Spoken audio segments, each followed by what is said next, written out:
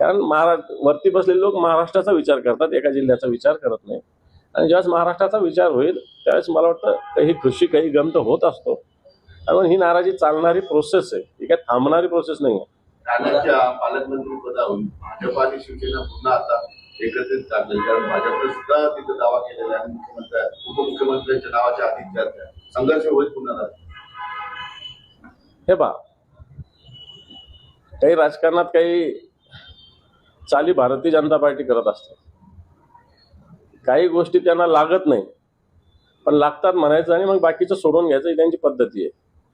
आणि मला असं वाटतं त्याच पद्धतीत ठाणे ठाणे ठाणे करतील, ठाणे देतील, परंतु बाकीचे सगळे सोडून घेतील भारतीय जनता पार्टी. नाही, आता छगन भुजबळांनी ज्या सांगितलं त्यांनी स्वतःच सांगितलेलं आहे.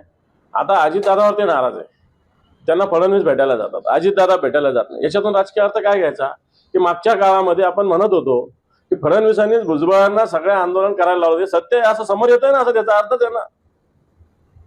न जाणो आणखी काही पावलं भुजबळ साहेब उचलतील तर हे काय एका दिवसात थोडी पावलं उचलतात, असं त्याला थांबावंच लागतं. 8 दिवस 15 दिवस महिना, सगळ्या गोष्टी क्षणात थोडी होत असतात. म्हणून मी थांबा म्हटलेलं आहे.